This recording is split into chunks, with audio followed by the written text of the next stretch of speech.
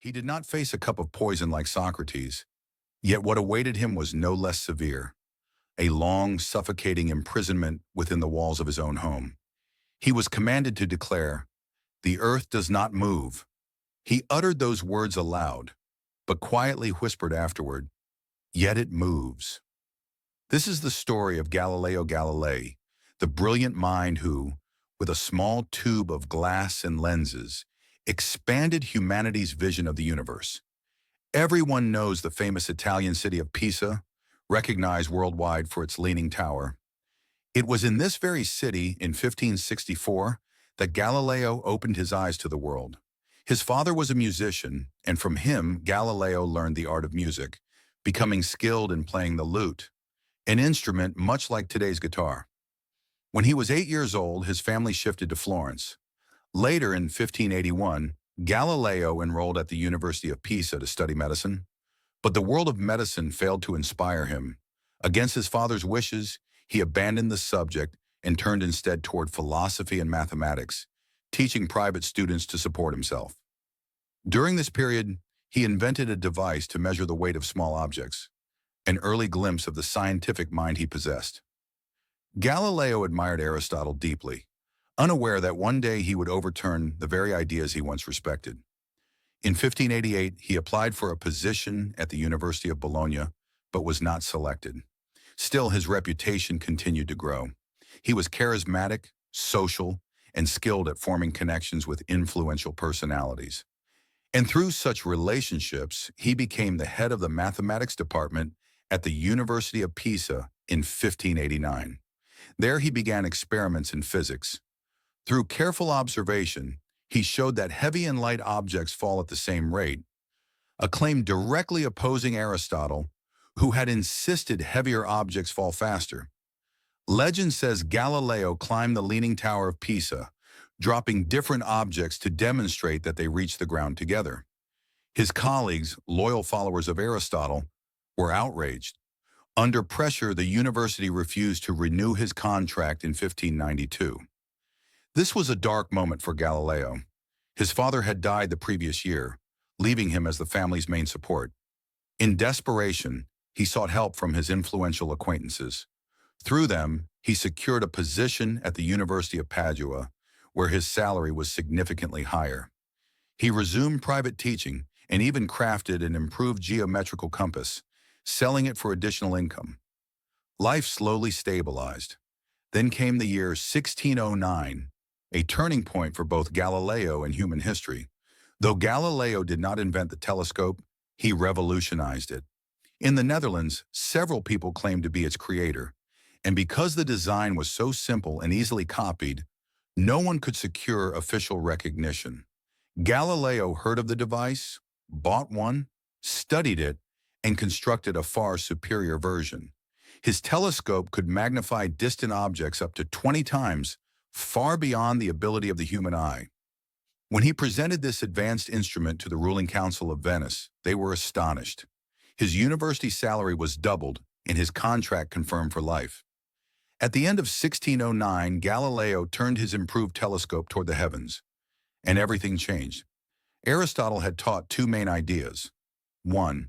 The earth is the center of the universe. 2. The heavens are perfect, smooth, and unchanging. But Galileo's telescope revealed a different reality. He saw rugged mountains and valleys on the moon, proving the heavens were not perfect. Observing Venus, he discovered it went through phases, proof that Venus revolved around the sun, not Earth. Turning to Jupiter, he spotted 4 moons orbiting it. He even discovered the strange shapes around Saturn, which later came to be known as rings. These observations showed that Earth was not the center of everything, and that the heavens were not flawless. Galileo also accepted that Earth itself was moving, an idea earlier proposed by Nicholas Copernicus of Poland. Galileo's telescope confirmed what Copernicus had theorized. But there was one major problem. The Bible seemed to contradict these claims. Scripture said Earth was fixed and immovable. Galileo wrote a book describing his discoveries. He dedicated it to Cosimo II de' Medici, the ruler of Tuscany and formerly his student.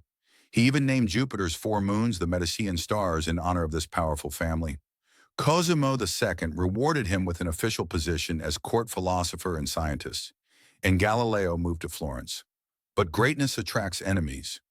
Galileo's rapid success created hostility, especially among scholars loyal to Aristotle. They were waiting for an opportunity, and soon they found it. Although Galileo was a man of science, he was also deeply religious.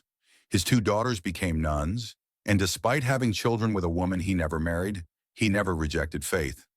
Yet this very faith was used against him. In 1613, he wrote a letter explaining how the motion of Earth could be understood without contradicting religious texts.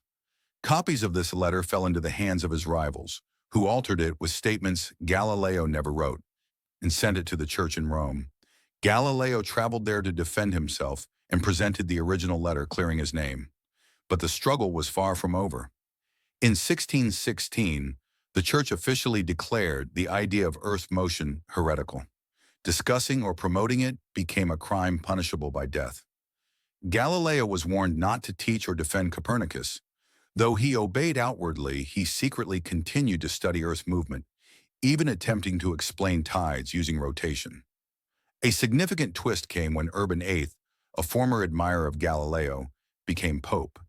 He invited Galileo to Rome multiple times and permitted him to write a book, but only if Copernican ideas were presented hypothetically, not as truth. Galileo agreed and wrote Dialogue Concerning the Two Chief World Systems. It was approved by censors and published in the 1632.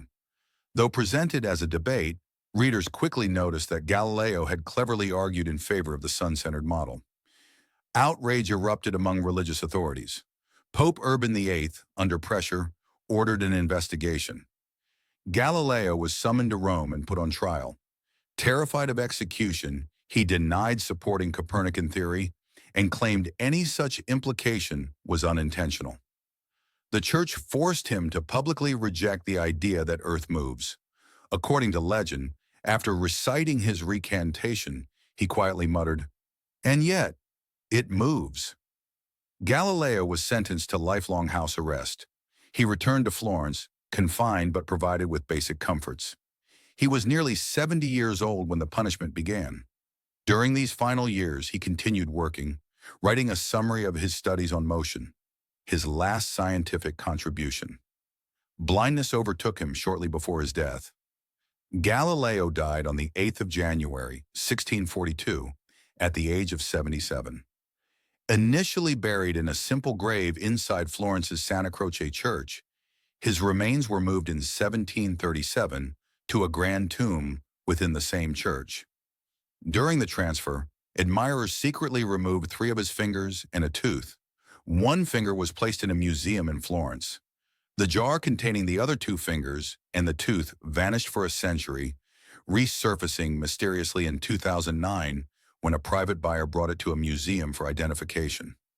More than 350 years after Galileo's trial, in 1989, the Vatican reopened the case.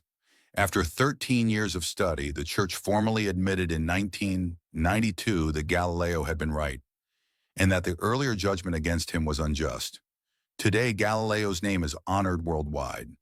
Pisa's International Airport is named after him. Florence hosts an institute dedicated to his research. NASA's historic mission to Jupiter also carried his name.